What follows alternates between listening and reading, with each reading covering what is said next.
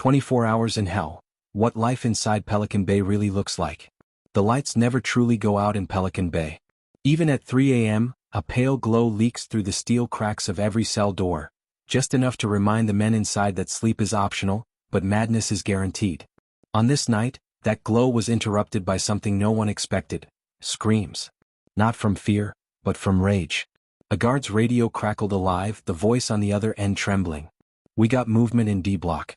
Inmate Delgado's not responding." Then came the sound, a heavy metallic slam. Another. Then another. Inside one of the isolation pods, an inmate had snapped. Through the reinforced window, officers saw him, shirtless, bleeding from the knuckles, pounding the steel door until his hands turned purple. He wasn't trying to escape. He was trying to make them hear him. "I told you. I ain't staying in the dark no more," he screamed, his voice bouncing off the cold concrete walls. When the cell extraction team arrived, fully suited in black armor and shields, everything went silent. The kind of silence that tells you something bad is about to happen. Then chaos. The cell door burst open, gas filled the room, and Delgado charged straight into them like a bull that had been waiting years to be set free. They took him down in 6 seconds flat. But for the other inmates who watched from their slits of glass, that 6 seconds told the whole story of Pelican Bay. This wasn't a prison. It was a pressure cooker, one that exploded every single day. Now rewind 24 hours earlier. The day began the same way it always did, with a metallic buzz that yanked everyone out of what little rest they managed to steal. Inside Pelican Bay's security housing unit, the SHU, every inmate lived alone in an 8 by 10 concrete box. The walls were painted the same shade of gray as the sky outside, and the only window was a narrow slit near the ceiling. Some called it the coffin. Others, the box. But to those who'd been there long enough, it was simply home. The morning meal slid through a small slot: lukewarm oatmeal, a hard-boiled egg, and a slice of white bread. Inmates didn't talk, they couldn't. Sound barely traveled through the steel. Communication meant shouting through vents, tapping on pipes, or sending kites. Tiny notes wrapped in plastic and slid under doors using string from ripped bedsheets. One inmate, Marcus "Slim" Darnell, had been in solitary for 9 years. He used to be a street enforcer for a gang in Los Angeles, but here he was just inmate #E67419. His world existed between 4 walls and a single hour of yard time. A concrete pen the size of a garage, covered by chain link and razor wire instead of sky. He stood there now, staring up through the mesh at the fog rolling in from the Pacific. "Still looks the same," he muttered. "Even the clouds don't move here." Inside the control booth, Officer Ramsey watched him on the monitor. Ramsey had seen too many men break in that yard, some after weeks, others after hours. He always said Pelican Bay didn't punish your body first, it punished your mind. And Marcus was reaching his breaking point. That afternoon the routine was interrupted. A new inmate arrived, a young man named Tyler Brooks, barely 22, serving time for armed robbery. Fresh from county jail, scared but trying to hide it. When they walked him down the corridor of isolation cells, the noise started, the banging, the shouts, the words designed to break him. "Welcome to hell, rookie," someone yelled. "Better learn to talk to walls, kid," another screamed. Tyler kept his head down, but every step felt like it sank deeper into the concrete. When the heavy steel door slammed behind him, that sound, the final clang, echoed like a death sentence. In the neighboring cell, Marcus whispered through the vent, "Don't fight it, kid. Just breathe." Tyler didn't answer. He sat on his bunk, staring at the gray wall until his vision blurred. Hours passed. Then came night, the hour when Pelican Bay truly came alive. Inmates banged on doors to protest. Some screamed for nothing. Others laughed like it was a party. The sound was endless, a chorus of madness. And that's when Tyler snapped. He began pounding the walls, screaming back at voices that weren't even there. "Shut up. Just shut up." He kicked the metal toilet, grabbed his mattress, and threw it against the door. From the control booth, Officer Ramsey radioed in, "Cell 123 showing signs of self-harm behavior. Requesting observation." But before backup could arrive, boom. The lights flickered. The entire SHU block went dark. Inside those cells, total silence fell for just 1 second. Then came the sound, tapping on pipes, whispers through vents. No one knew if it was another riot, a power failure, or something worse. Inmate Marcus whispered to the vent, "Kid, you still there?" No reply. Then, a faint thud. Another. Then a voice, "They're coming." Ramsey's flashlight cut through the darkness. What he saw next froze him where he stood. Tyler's cell door was wet, not with blood but with water leaking from the sink. The kid had stuffed his clothes into the drain, flooding the cell. He wasn't trying to escape. He was trying to drown the noise. The sirens blared, the emergency lights flickered red, and the unit filled with shouts. The guards stormed the corridor, but Marcus shouted through the vent, "Don't hurt him. He's just scared." Nobody listened. When they pried the door open, Tyler lay curled on the floor, water around his face, whispering one line over and over again. "It doesn't stop, it never stops." Ramsey kneeled beside him, his voice softer now. "You made it 18 hours, kid. You're halfway through your first day in hell." The camera would pan out slowly, the dripping water echoing like a heartbeat, as the voiceover fades in. 24 hours inside Pelican Bay can break anyone. But for some, it's the only place they can feel alive. And just as the red emergency lights flicker one last time, a loud metallic slam echoes from the far end of the corridor. Another door. Another scream. Another story about to unfold. The next morning, Pelican Bay smelled like bleach and cold metal. The corridor floors were still damp from the flood cleanup. Guards spoke in low voices. Even the usual banging from the cells had gone quiet, like the whole block was holding its breath. Tyler Brooks sat on his bunk, wrapped in a thin blanket, eyes hollow. He hadn't slept. His first 24 hours were already testing his mind. He didn't know it yet, but everyone who survived in the SHU learned one rule: the silence isn't peace, it's a warning. Across the vent, Marcus whispered again. "You still with me, kid?" "Yeah," Tyler muttered. "Barely. You did better than most. First night in the Bay always feels like the walls are talking. You just gotta stop listening." Tyler gave a weak laugh. "Easier said than done." Marcus smiled to himself in the dark. "Ain't nothing easy here. You either bend, or you break." The slot on Tyler's door opened with a metal clank. Breakfast, watery eggs and a carton of milk. He stared at it, then pushed the tray aside. He wasn't hungry. Moments later, a voice barked through the intercom, "Inmate Brooks, yard time. Get ready." He stepped into the restraints, hands cuffed behind his back, ankles shackled. 2 guards led him out, down a long, echoing hallway that smelled of sweat and disinfectant. The fluorescent lights flickered overhead like they were tired of shining. When the heavy door opened, Tyler expected open air. Instead he saw concrete. Walls 10 feet high, a mesh ceiling, no sunlight, just fog pressing down like a weight. His yard time was 60 minutes in what looked like an outdoor cell. A guard shut the gate and said, "Enjoy your fresh air," before walking off. Tyler looked up. "You call this fresh?" he muttered. Across the mesh roof, in another pen, Marcus paced in circles. From his side he called out, "You'll get used to it." Some guys start talking to the birds. Some just talk to the fog. Tyler smirked. "And you?" Marcus shrugged. "I talk to the ghosts." For a brief second, both men laughed, a small sound swallowed by the cold wind. But then, something unusual happened. From the far end of the yard, a loud clang echoed, metal striking metal. Guards turned their heads. Over the radio, static crackled. "Unit 3 report. Who authorized yard on Dero?" The officers looked confused. "We didn't," one said. That meant only one thing: someone had opened a gate without clearance. Suddenly, from the next pen, a man appeared, tall, bald, tattooed from neck to toe. He pressed his face against the fence and glared at Marcus. Well, look who's still breathing," he said. Marcus froze. "Damn it, not you." The man grinned. "You thought I'd rot in Corcoran? Surprise, brother. They sent me home." Tyler looked between them, confused. "You know him?" "Yeah," Marcus whispered, his voice tightening. "That's Rico Vega. Used to run with me in LA till he turned on the crew." Rico tapped the mesh. "Ain't no crew left now, Slim. Only me." Before the guards could react, Rico started yanking at the fencing that separated the pens. It wasn't solid steel, just a thin barrier meant to keep inmates apart. The sound of snapping links filled the yard. "Hey, back off the fence," a guard yelled, raising his pepperball launcher. But Rico didn't stop. His eyes locked on Marcus. "You left me to die, and now I'm here to return the favor." Marcus stepped back, heart pounding. "That was years ago, man. Let it go." Rico laughed, a deep, hollow laugh. "No one lets go in Pelican Bay." Then pop, pop, pop. The guards fired. Pepper balls exploded, sending clouds of irritant gas through the yard. Rico dropped to his knees, coughing, but he was still laughing. "See you soon, Slim," he shouted before collapsing. The guards dragged him out, his laughter echoing off the concrete walls. Tyler stared, shaken. What was that? Marcus's voice was low. That was a reminder. Out there you run from your past. In here your past finds you. The yard gates slammed shut, and the men were escorted back to their cells. Inside the silence returned, heavier this time. Tyler leaned against his wall trying to catch his breath. Hours passed. The overhead lights dimmed. It was quiet time.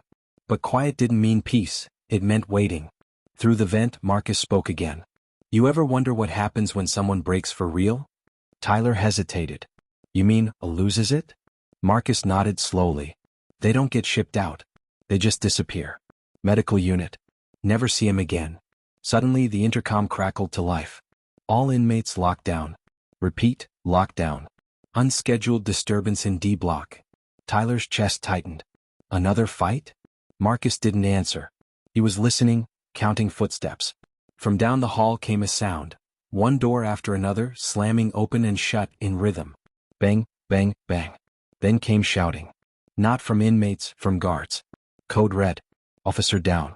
Repeat, officer down. Tyler jumped up, heart racing. He could hear boots pounding the corridor, radio screaming orders. Who's down?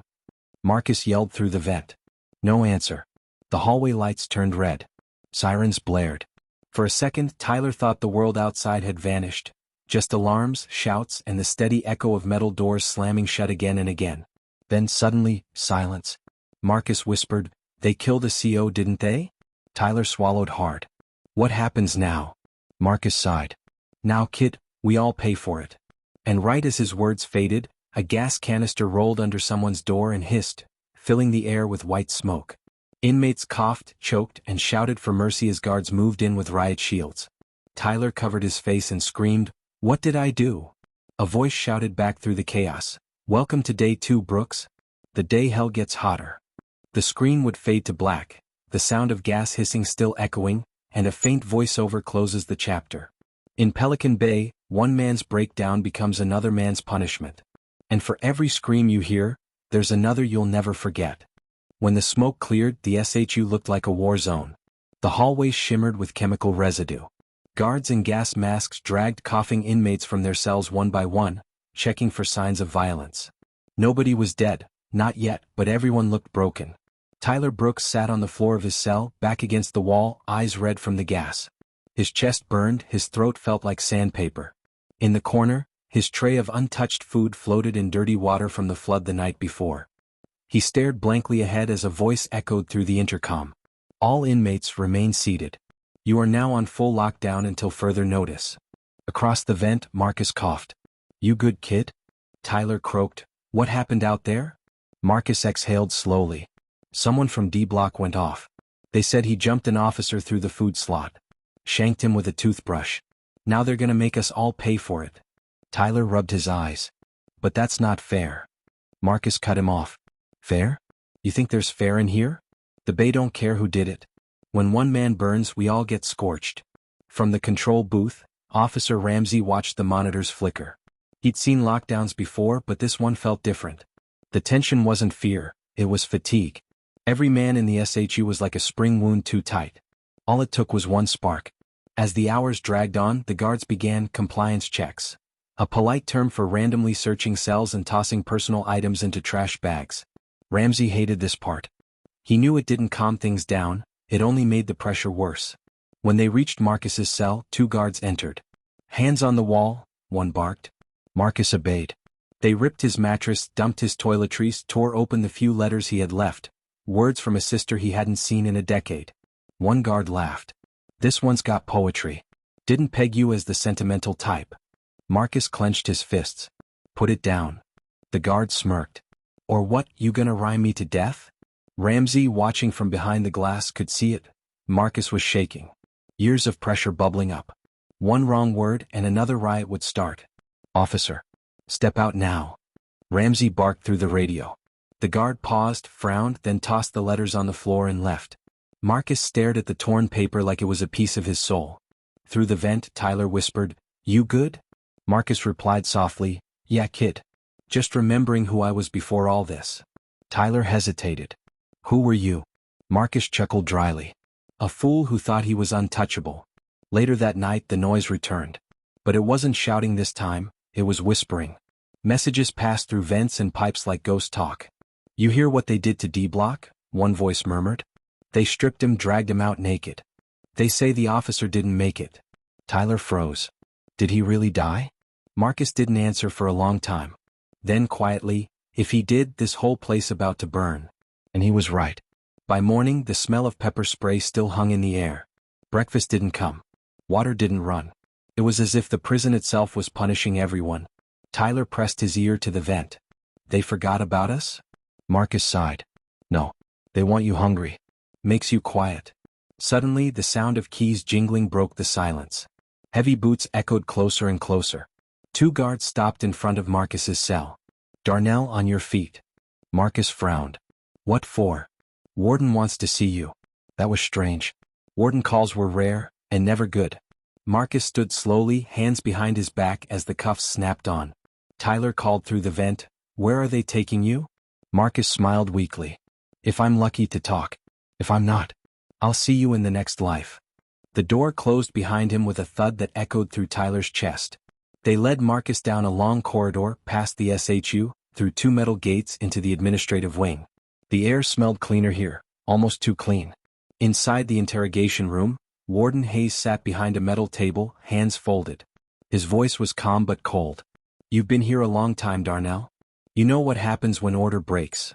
Marcus stared at him silently. Hayes leaned forward. "That officer was attacked in your block. I want names." Marcus shook his head. "I didn't see anything." The warden smirked. "You always see something. That's why your people respect you." "I got no people," Marcus said. "Not anymore maybe. But if you don't help me you'll lose the only thing left, your sanity." Hayes snapped his fingers. 2 guards stepped in holding a thick folder. Inside, pictures, reports, notes. One photo showed Rico Vega, the man from the yard. The warden slid it across the table. "He's talking. Says you were part of it." Marcus's jaw tightened. "He's lying." "Then prove it." Marcus looked down, breathing heavy. The camera would zoom in slowly, sweat forming on his forehead, as the warden's voice grew colder. "You've got one night to decide. Talk, or I'll bury you where no one will remember your name." Back in the SHU, Tyler sat in the dark, staring at the vent. He whispered, "Marcus, you there?" Silence. Hours passed. Then, the sound of footsteps again. The guards returned, but this time dragging someone. Tyler pressed against the door, trying to see through the small glass slit. They threw Marcus back into his cell. His face was bruised, his lip bleeding, but his eyes, still burning with something fierce. Tyler whispered, "What did they do to you?" Marcus wiped the blood from his mouth. "Tried to make me a snitch." "Did you?" He looked at the wall, voice low. "Not yet." That night, the whole SHU buzzed with tension. Every inmate could feel it, like thunder building before a storm. And then, somewhere down the hall, a faint voice began singing. A slow, broken tune, an old gospel hymn. One by one, others joined in, their voices echoing through the vents. For a brief moment, the prison didn't sound like hell. It sounded human. But that moment didn't last. At 2 a.m. the alarm blared again, loud, sharp, merciless. Guards shouted over the intercom. "Emergency lockdown. Inmate escape attempt in progress." Tyler jumped up. "Escape? From here?" Marcus clenched his fists. "Ain't no way, unless." Then came the sound, distant at first, then louder. Boom, boom, boom. Explosions? No. Doors. Someone was opening cell doors manually. Through the vent, Marcus whispered, "Kid, if this is real, don't move. Don't shout. Just stay down." Tyler's heart pounded so hard he thought it might break his ribs. Then out of the dark corridor came a single voice yelling, "Tonight we're free." The camera pans through flickering red light, alarms screaming, fog from broken pipes filling the hallway, and inmates pressing against their doors as if praying for them to open too. Tyler whispered to himself, "This can't be real." Then, a door near the end of the hall slammed open. Marcus froze. "Oh, it's real, kid, it's real." And as the scene fades to black, the voiceover cuts in. "When you lock men away long enough, they stop fearing death, and start chasing it." The corridor erupted in chaos. Sirens screamed, red lights flashed like warning beacons from hell, and the unmistakable sound of boots pounding against steel echoed through the SHU. One of the isolation doors had been pried open, and nobody knew how. Tyler's heart slammed in his chest as he crouched behind his bunk. His cell door rattled from the shockwaves of inmates pounding and shouting. "Open mine. We're free. They can't stop all of us." Voices of desperation filled the air, blending with the blaring alarm that felt like it was drilling straight into his skull. Through the thick glass slit, he saw shadows running, two figures darting past, one tall, one limping. The taller one turned his head for a split second, and even in the flickering red light, Tyler recognized that grin. Rico Vega. The same man who had promised Marcus he'd see him soon. Across the vent, Marcus hissed, "Stay down, kid. This ain't freedom, it's suicide." But Tyler couldn't move. His eyes were glued to the chaos outside. Guards shouted commands, gas canisters hissed, and somewhere deep in the block, a gunshot cracked, loud and final. Ramsey, the control booth officer, barked into his radio, "All units to D-row. Multiple cells breached. Possible weapons in play." From the other end, a static-filled reply came back. "Containment protocol initiated. Non-lethal force authorized." Non-lethal. That usually meant tear gas, pepper balls, sometimes rubber rounds. But inside Pelican Bay, even non-lethal could kill you. Marcus crouched by the vent, his voice low and urgent. "Kid, listen to me. You keep your head down, you hear? Don't say a word. Don't make a sound." Tyler whispered, trembling, "What if they open our door?" "Then you pray they close it again." Through the narrow slit, Tyler saw Rico shove a guard against the wall, snatching his baton before sprinting toward the utility corridor. Another inmate followed, limping badly, blood streaking down his arm. Rico shouted back at the others, "We're going through the laundry chute. Move." The entire unit shook as the automatic steel barriers slammed down, the facility's emergency lockdown system sealing off sections of the prison like airtight coffins. Rico and the other inmate barely made it past the closing gate before it dropped, cutting them off from the main corridor. Tyler pressed his face to the glass, whispering, "They're gone?" But Marcus shook his head. Nobody escapes Pelican Bay. Not alive. Moments later, the lights cut out completely. The siren stopped. Only silence remained. Heavy, unnatural silence. Then, in the darkness, came a low hum, the sound of the backup generators kicking in. The red lights flickered back on, dim and ghostly. Through the gloom, Ramsey's voice came through the intercom. "All inmates, this is Officer Ramsey. The situation is under control. Stay seated and remain calm." But everyone knew it wasn't. 2 minutes later, a new sound echoed from below, the unmistakable screech of metal tearing. Tyler whispered, "What's that?" Marcus frowned. "If Rico's in the laundry tunnels, he's heading toward maintenance. That's under us." The floor vibrated slightly, followed by a loud metallic clang. The prison's old ventilation shafts, huge steel pipes that snaked through the lower levels, were known to rattle like that only when someone was inside. Marcus muttered, "They're crawling through." In the control room, Ramsey watched the cameras flicker on his monitor. One by one, the feeds from the lower maintenance tunnels went black. Then the screen showed movement, heat signatures, small and fast. "2 contacts, sublevel 3, he radioed. "They're using the ducts. Static." Then, "Copy that. Seal all air exits and flush the vents." Ramsey froze. He knew what that meant. The vent flush wasn't air. It was CS gas, enough to choke a man unconscious in seconds. He hesitated, hand hovering over the switch. He'd seen what gas could do up close. But orders were orders. "Forgive me," he muttered, pressing the button. A deep hiss rumbled beneath the floor. Down in the tunnels, Rico and his injured partner coughed violently as thick white smoke filled the narrow shafts. Rico dropped the stolen baton, clawing at his throat. "No. Not like this," he gasped. Seconds later, silence. The heat signatures vanished from the monitor. Back in the SHU, the vents rattled as traces of the gas leaked into the cells. Tyler covered his nose, eyes watering. Marcus tore his shirt and pressed it over his face. "Breathe slow," he warned. "It'll pass." After what felt like hours, the intercom crackled again. "All clear. Situation contained. 2 inmates deceased."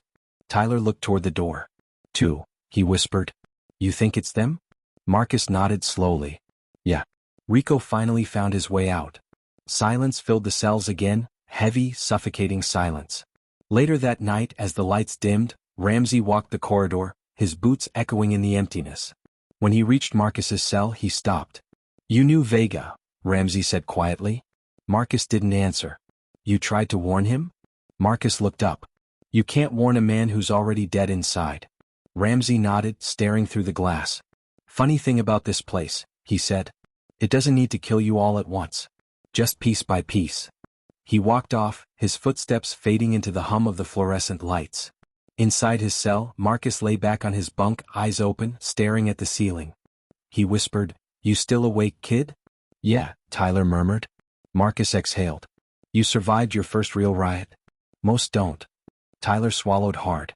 "This isn't survival. It's just waiting to die slower." Marcus nodded. "That's Pelican Bay, kid. A place where every second you stay alive is a rebellion." Just then the lights flickered again, once, twice before going black completely. A loud knock echoed from somewhere deep in the corridor. 3 knocks, then 2. Then silence. Tyler whispered, "Marcus, you hear that?" Marcus didn't move. "Yeah. That's the signal." "Signal for what?" He sat up slowly, eyes locked on the vent. "That means someone new's coming in. Someone important." The faint sound of chains dragging down the hall grew louder. A guard's voice echoed, "Clear the row for transfer." Then came another sound, deep, steady, almost calm, the footsteps of a man who wasn't afraid. Ramsey appeared in the booth, flipping on the light. 2 officers escorted a tall figure down the hallway, head shaved, wrists cuffed, eyes cold as stone. Tyler leaned close to the glass. "Who's that?" Marcus's voice dropped to a whisper. "That is the reason half this place went dark last year." The new inmate turned his head slightly, and for the first time the light hit his face, scar across his jaw, eyes like ice. He looked straight at Marcus and smiled. "Long time, Slim." Marcus's blood ran cold. The screen fades out slowly, sirens echoing faintly in the distance as the voiceover cuts in. In Pelican Bay, every escape, every riot, every act of defiance has one thing in common: it never really ends. Because inside these walls, even the ghosts come back. The new arrival's footsteps echoed down the corridor like a slow countdown. Every guard along the row turned their head, some curious, some uneasy. There was something about the way he carried himself, calm and steady even in cuffs. In Pelican Bay, fear had a smell, and this man didn't have it. Marcus stood at his door, staring through the narrow glass slit. His voice was barely a whisper. "That can't be him." Tyler pressed closer to his own vent. "Who is it?" Marcus didn't blink. "Leon Mad Dog Cortez. Used to run the South Yard before they locked him in isolation 5 years ago. Word was he'd never see daylight again. Then how's he back here?" Marcus's voice dropped. "That's what scares me." The guard stopped in front of the empty cell across from Marcus's. They unshackled Cortez, stepped back cautiously, and slammed the door shut behind him. The sound of the lock echoed through the corridor like thunder. Inside his cell, Cortez didn't move at first. He just stood there, eyes scanning the gray concrete, breathing in deep like he was smelling freedom. Then he looked up, straight at Marcus. "Still alive, huh, Slim?" he said, his voice deep, smooth, and dangerous. Marcus didn't answer. Cortez smirked. "Didn't think I'd see you again. Not after the way things ended in '09. Tyler frowned through the vent. "You two know each other?" Marcus sighed. "Too well. We were cell neighbors during the big lockdown years back. He ran the South Side crew. Ran the other." "What happened?" Marcus's eyes darkened. "Let's just say one of us made a deal to end the bloodshed, and the other called it betrayal." Across the hall, Cortez sat on his bunk, leaning forward. "They say you've been keeping quiet, Slim. Playing nice. Even talking to guards now." He grinned. "Guess the Bay broke the mighty Marcus Darnell after all." Marcus glared at him. "Still running your mouth, huh?" Cortez chuckled. "It's the only thing they can't cage." For a moment, the corridor went silent, 2 old predators locked in a stare across steel and shadows. Then the intercom crackled to life. "Attention inmates. Due to recent disturbances, all visits are suspended until further notice. Any attempts to communicate through vents will result in disciplinary action." Tyler flinched. "They're listening?" Marcus nodded. "They always are. But sometimes, you gotta talk anyway." That night, the lights dimmed again. The routine hum of the ventilation filled the air. Tyler sat on his bunk, knees pulled to his chest. The silence in Pelican Bay was never real, it was the kind that waited. Then he heard it. A soft tapping from Cortez's cell. 3 knocks, pause, 2 more. Marcus froze. Tyler whispered, "What's that?" Marcus said quietly, "Old code. 3-2 means meeting soon." "Meeting? Oh, they're all locked up." Marcus shook his head. "In Pelican Bay, you don't need to move to meet. You just need to talk to the right pipes." He tapped twice on his wall, slow and deliberate. A reply came instantly from somewhere farther down the corridor. Tyler could barely breathe. "Who are they talking to?" he whispered. Marcus didn't answer. Through the vent, Cortez's voice floated low and calm. "We're not done, Slim. Tomorrow morning there's gonna be a new order in this place. You can join, or get buried." Marcus clenched his fists. "You start something again and these guards will bury all of us." Cortez laughed. "That's the plan, brother. Either they break, or we burn." The rest of the night dragged like time itself had stopped. The air felt thicker, heavier. Somewhere down the corridor someone was crying softly. At dawn, the buzz of the intercom signaled breakfast.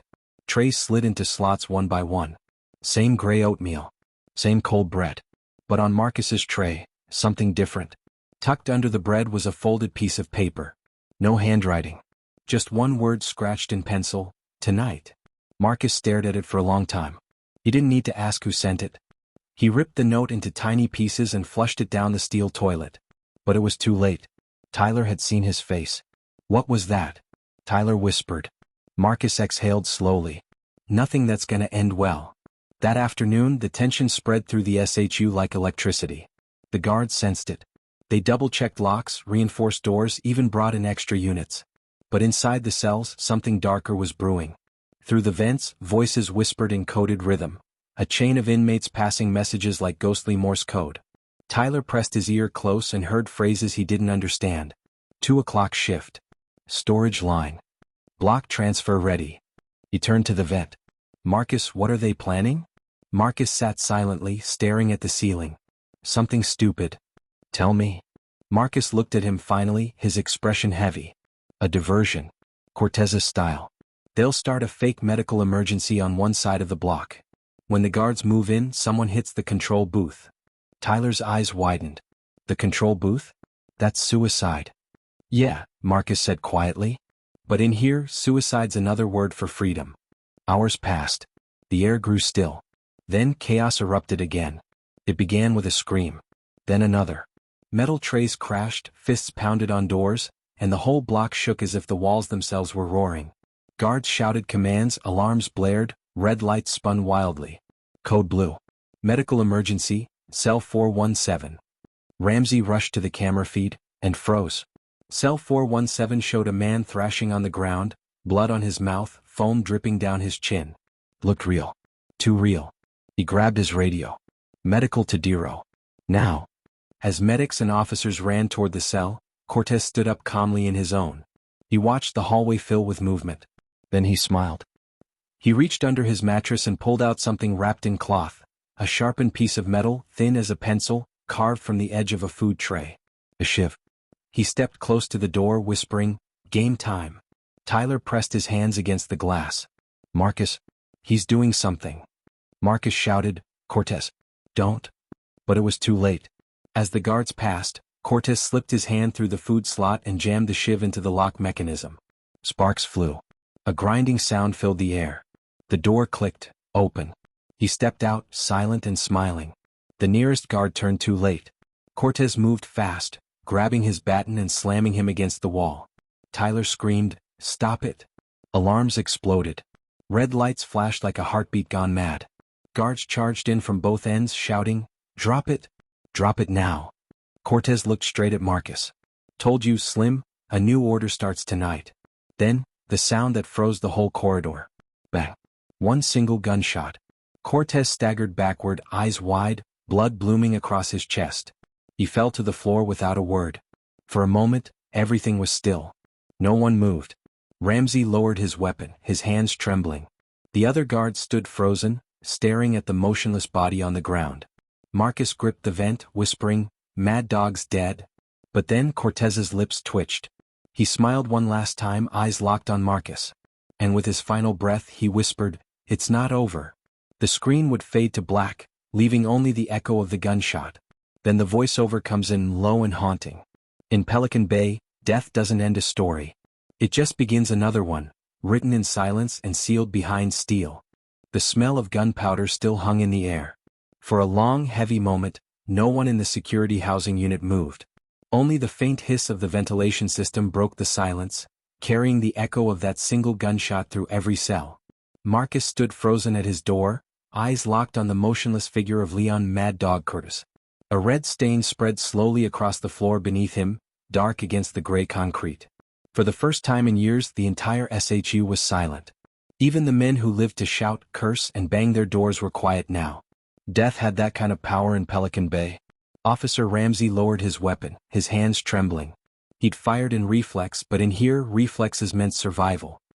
He looked down at Cortez's body, the monster every guard whispered about, and whispered back to himself.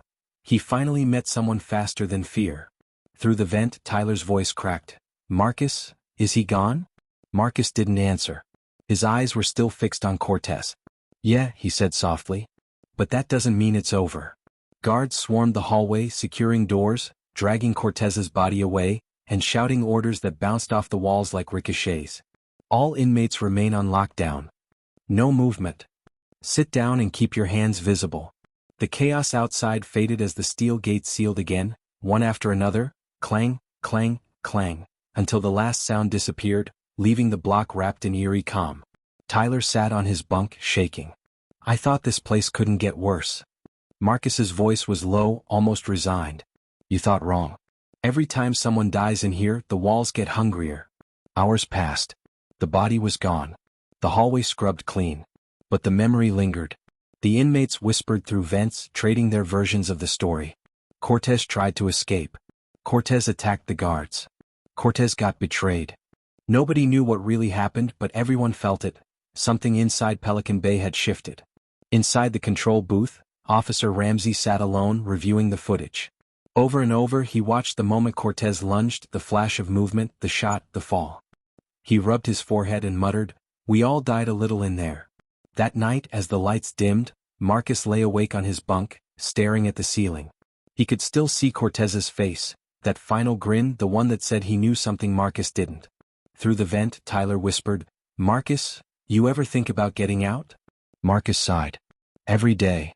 "You think you still can?" Marcus chuckled dryly. "Maybe not out of these walls. But out of this life? Yeah, maybe." The conversation faded into silence. Morning came. The lights flicked on, and the metallic buzz signaled breakfast. The slot on Marcus's door opened and a tray slid through. Oatmeal, hard bread, a plastic spoon. Same as always. But today something was different. Beneath the tray was a small envelope. No name. No stamp. Just a folded piece of paper inside. Marcus opened it carefully. In shaky handwriting it read, "You did right. Keep the kids safe. R." Marcus looked toward the control booth, where Officer Ramsey stood, watching him quietly through the glass. Their eyes met for a brief second, an unspoken understanding passing between two men trapped on opposite sides of the same cage. Ramsey turned away. Marcus folded the note, tucked it into his waistband and exhaled. Later that day, a voice came over the intercom. "Transfer notice. Inmate E67419, Darnell Marcus. Prepare for relocation." Tyler jumped up. "Marcus, they're moving you?" Marcus nodded slowly. "Guess I finally made parole, to another box." "Where are they taking you?"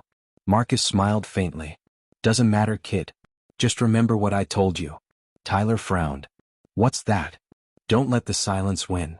Two guards arrived, cuffed Marcus and led him down the corridor. He didn't resist. He walked steady, one last look at the hallway that had stolen years of his life. As he passed Tyler's cell, he stopped for a split second. "You keep breathing, you hear me?" Tyler nodded, eyes wet. "Yeah, I will." Marcus smirked. "Good. That's the only kind of revenge they can't take." The guards pulled him along. The heavy steel door at the end of the SHU opened with a deep mechanical groan. Marcus stepped through, and just like that he was gone. Inside his cell, Tyler sat alone. For the first time since arriving, the silence didn't feel like punishment. Felt like memory, heavy, painful, but alive. He stood, walked to the vent and whispered, "Good luck, Marcus." No answer came. But somehow the air felt lighter. Hours later, Officer Ramsey walked past Tyler's cell. He stopped for a moment, meeting the young inmate's eyes. "You holding up Brooks?" Tyler nodded. "Trying to." Ramsey said quietly, "Then you're already doing better than most." He walked on, his voice echoing faintly down the corridor. Pelican Bay doesn't forget the ones who fight to stay human. It just buries them deeper. The lights flickered one last time, and the camera slowly panned across the now still hallway, every door closed, every soul sealed behind concrete and silence. A soft voiceover fades in. They call it a prison, but Pelican Bay is something else. A place where time dies and men learn to live without hope. But every once in a while, one finds a way to breathe, to remind the walls they haven't won yet. The screen fades to black. Dedicated to those still serving time in the SHU, unseen, unheard, but not forgotten. Voices from the inside, where the truth can't be locked away. What shocked you most, the silence or the survival? Tell us in the comments. Don't forget to like, share, and subscribe to Voices from the Inside, where the truth can't be locked away.